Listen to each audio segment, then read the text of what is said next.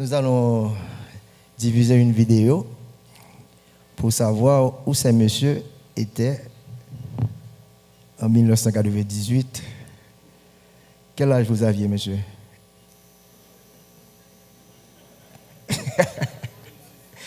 Pourquoi ces médailles parlent de l'âge? On projette pour nous la vidéo. Juste un rappel, un souvenir.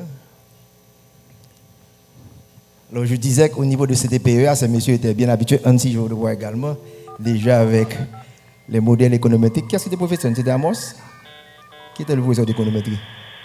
Amos Josier. Donc, on va regarder ça.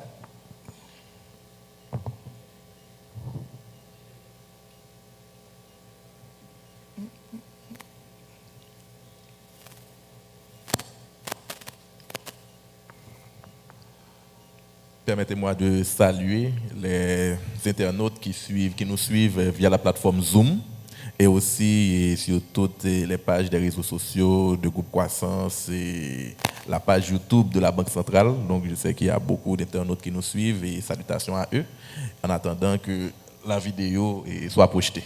Bien. Ça, c'est l'ancienne génération.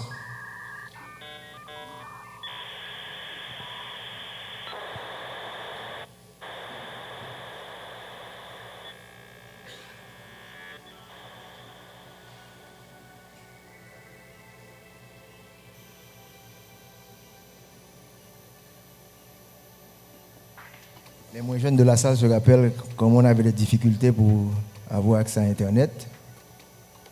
C'est pas comme aujourd'hui, bah ouais. Combien de téléphones vous avez? Au moins 2. Ça, c'était le téléphone pour la maison. Et les gens qui te prennent l'avant, ils prennent pour quelque temps.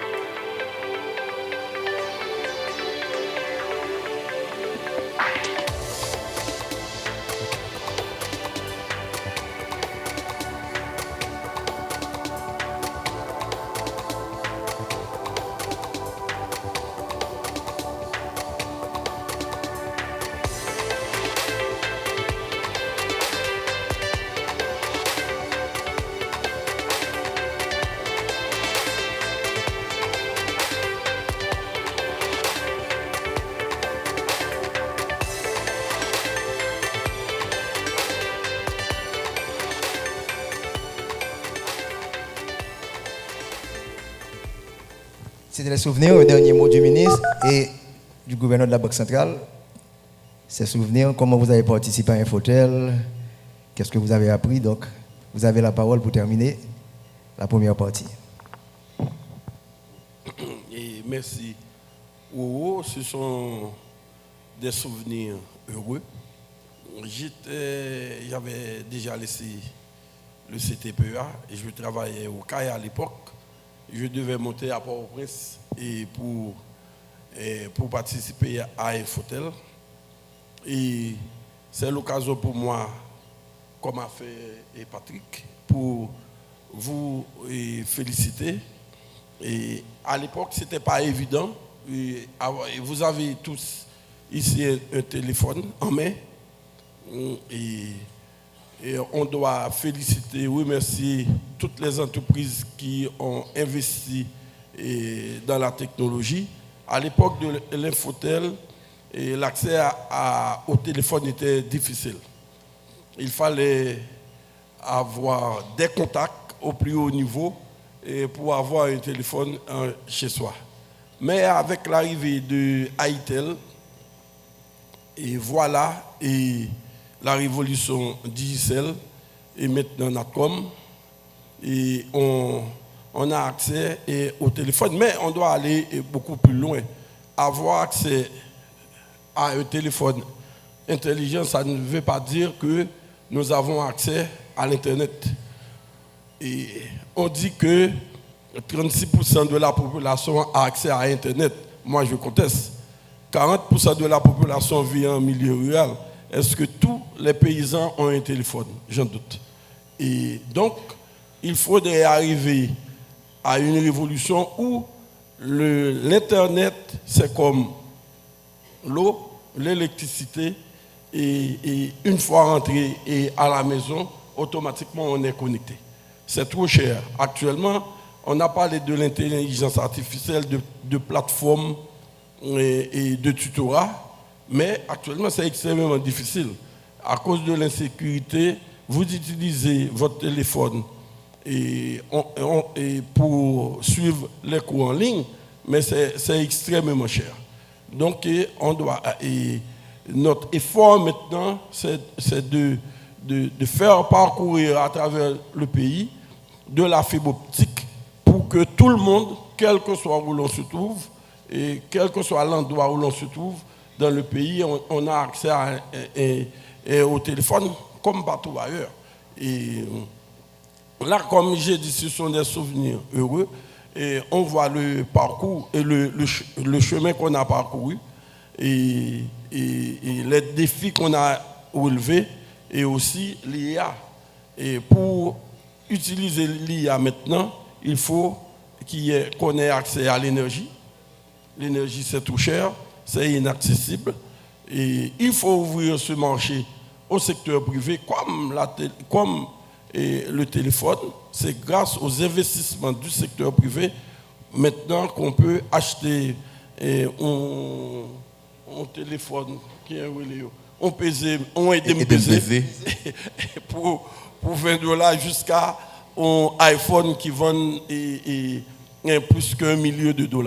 Donc c'est la même chose, c'est cette évolution qu'on doit faire au niveau de l'énergie pour que tout le monde, parce que Haïti c'est le pays où il y a plus de personnes qui n'ont pas accès à l'énergie. Dans la Caraïbe, la majorité des pays et 100% de la population a accès à l'énergie, alors que nous sommes autour de 40%. Donc, la bataille, c'est d'inviter le secteur privé à investir dans l'énergie pour produire, pour transporter et distribuer et collecter. C'est possible. Certaines villes du pays a déjà cet accès. Si on va au Mall Saint-Nicolas, et on a l'énergie à 24 sur 24 et tout le monde paie.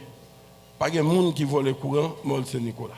Donc il est possible tout et n'a pas au presse. Ça, ce sont des rappels qui nous forcent à aller plus loin et qui nous forcent à prendre des risques. Et j'espère que dans 10 ans,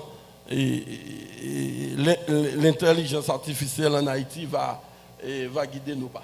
Merci. Gouverneur, le dernier mot. Merci encore, Kessner. Et les images qui ont été projetées remontent à une période où les limitations que nous avons aujourd'hui étaient encore beaucoup plus importantes. Et, je me rappelle au CTPEA, le parc informatique était assez limité. Il n'y avait pas véritablement une salle informatique, un laboratoire informatique, mais il fallait, entre étudiants, partager la disponibilité de peu d'appareils qui existaient. Et quand j'ai été à la Banque centrale, c'était un peu pareil. On n'était pas encore dans l'ère technologique dans laquelle on est aujourd'hui. Mais en fait, ça montre aussi le chemin qui est parcouru de cette période à aujourd'hui. Et malgré que le ministre vient de le souligner, il y a des déficits qu'il faut combler, le déficit de connectivité, le déficit d'énergie, parce qu'on pourrait dire que c'est un peu paradoxal de parler de l'IA dans un contexte où on a tant de déficits à combler, on a tant de retard à rattraper. Mais c'est une opportunité. Et les jeunes que je vois ici sont assez animés de la volonté d'apprendre. Donc, l'IA, ça va être un outil qui va accompagner, je dirais, la productivité dans l'apprentissage au sein des entreprises dans les différents secteurs. Mais il va falloir aussi faire attention aux risques présentés par cet outil qui peut avoir aussi le potentiel d'annihiler le potentiel cognitif de nos jeunes, de nos étudiants, de nos professionnels. Donc, il ne faut pas faire de l'IA un outil de substitution à ce que vous devez faire. Donc, ça va être tout simplement un copilote, un accompagnateur. Et des investissements seront nécessaires aussi, pas seulement dans l'IA, mais dans les infrastructures technologiques. Et je profite pour saluer et remercier l'accompagnement du PNUD à travers M. Michon, qui était très intéressé à rencontrer le ministre des Finances et moi-même, ainsi que le groupe Croissance, pour discuter de la planification de ce sommet et aussi des prochaines étapes qui devront être envisagées. Et avant de commencer l'événement de ce matin, on parlait justement de ce que chaque acteur impliqué dans cette dynamique devrait avoir comme contribution à apporter dans cette mouvance, je dirais, très structurante. Donc, j'ai parlé d'un fonds de l'IA, mais ça va être un fonds, je dirais, un basket fund à la manière du Fonds BRH pour la recherche et le développement, où je vais inviter d'autres acteurs, d'autres institutions, d'autres partenaires à apporter des ressources pour pouvoir financer les recherches, les accompagnements, la formation dans le domaine de l'intelligence artificielle, mais de la technologie en général. Déjà, la Banque centrale a inauguré, il y a un peu plus d'1 an, un programme de formation en technologie dont l'IA est l'une des filières. Et à travers 4 universités et centres d'enseignement supérieur, c'est la Faculté des sciences, l'USI, l'ISTEA et l'UNITEC. À la Banque centrale, je l'ai dit tantôt dans mon intervention, on a commencé avec la phase de sensibilisation à l'intelligence artificielle. En fait, il y a mon directeur pas de technologie, d'unité d'organisation et méthode, département d'organisation et méthode, on discutait du phasage. Donc, on parlait de la sensibilisation, n'est-ce pas, Jerry? On parlait de la sensibilisation, de l'apprentissage, ensuite de la transformation. Donc là, on est au premier stade. On est en train de se familiariser avec cet outil, mais il va falloir aller plus loin. Il va falloir apprendre. Mais une fois qu'on aura appris, il va falloir utiliser cet outil pour pouvoir transformer. Et donc, les étapes étant clairement définies, donc tout le monde devra y mettre du sien pour avancer dans cette révolution technologique, mais aussi pour réduire la fracture numérique. Donc, je salue le courage et la persévérance de Kessner Farrell, qui avec Infotel avait inauguré la caravane en matière de technologie. Et aujourd'hui, ça va être aussi la poursuite de cette caravane, mais à un niveau beaucoup plus élevé. Et merci aussi à Patrick Saint-Prix d'avoir pris le relais pour pouvoir sensibiliser et galvaniser les jeunes. Donc, il y a M. Étienne aussi au niveau de 4 Spessoir. Je sais qu'il y a beaucoup de choses qu'il va nous apprendre, mais qu'il va aussi passer aux jeunes. Donc, merci. Merci, gouverneur. Merci, gouverneur Patrick. Merci. Nous mettons fermer sommaire là.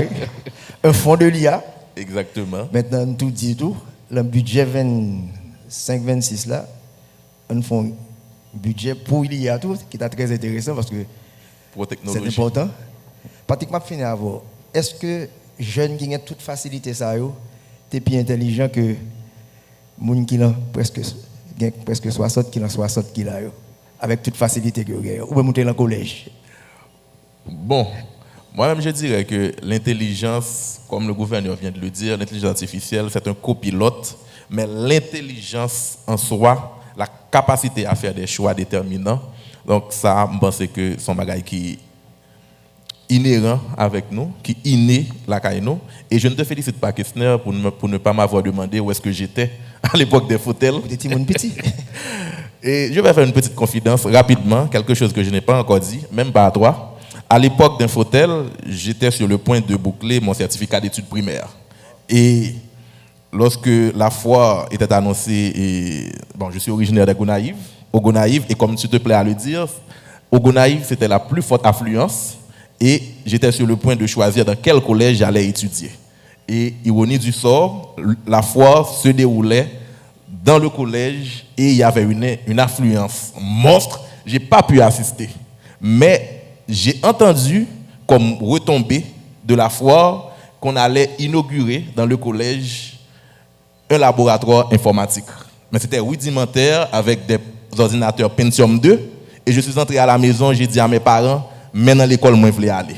À me tendre qu'il y a ordinateur là. Donc, quelque part, tu as eu un impact sur moi, 25 ans de cela. Voilà. Donc, c'est un message pour les jeunes. Donc, l'intelligence artificielle ne va pas se substituer à vous.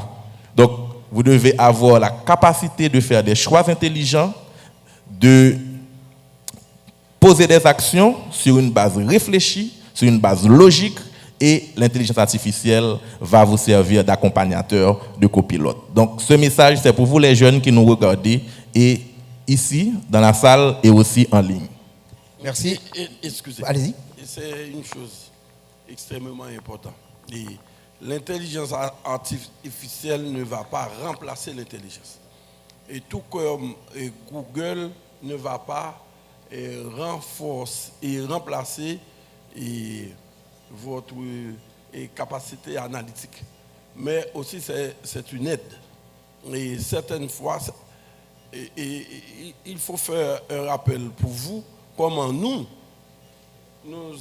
avions accès aux livres.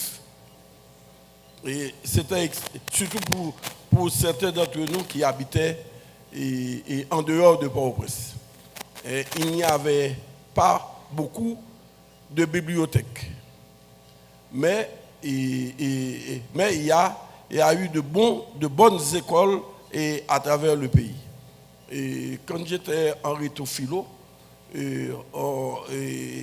l'établissement scolaire que je fréquentais se trouvait au Haut-Tujo, on devait courir pour descendre au bicentenaire avant que l'Institut français ne ferme. Maintenant, je ne sais pas si nous avons besoin de courir encore. Nous avons monté sur Haïti Livre, parce que c'est une plateforme que Naïs est en train de développer. Automatiquement, tu as toute la bibliothèque de l'Institut français, de chez Vaval, de n'importe quel. Donc, il y a un accès. Mais certains d'entre vous, de préférence, n'utilisent pas à bon escient cet outil. Ceux qui ont développé l'intelligence artificielle, ce sont des gens extrêmement intelligents en mathématiques et même en philosophie, parce que ça développe l'esprit critique. Et il faut continuer à lire même avec une baleine. Et on n'a pas besoin d'avoir... dès qu'on a un accès à l'électricité, il faut ouvrir un livre. Moi, je ne suis jamais seul. J'ai deux choses qui m'accompagnent toujours. Ma musique et mes livres. Je lis constamment. Tout est dans les livres. Tout est dans les livres. Maintenant, Google et autres applications vont nous aider à avoir un accès privilégié partout où l'on est. Et mon conseil, ne cessez pas de lire. Il faut lire tout le temps et continuellement. Merci. Merci beaucoup, monsieur le ministre et monsieur le gouverneur. Maintenant, nous allons faire la transition vers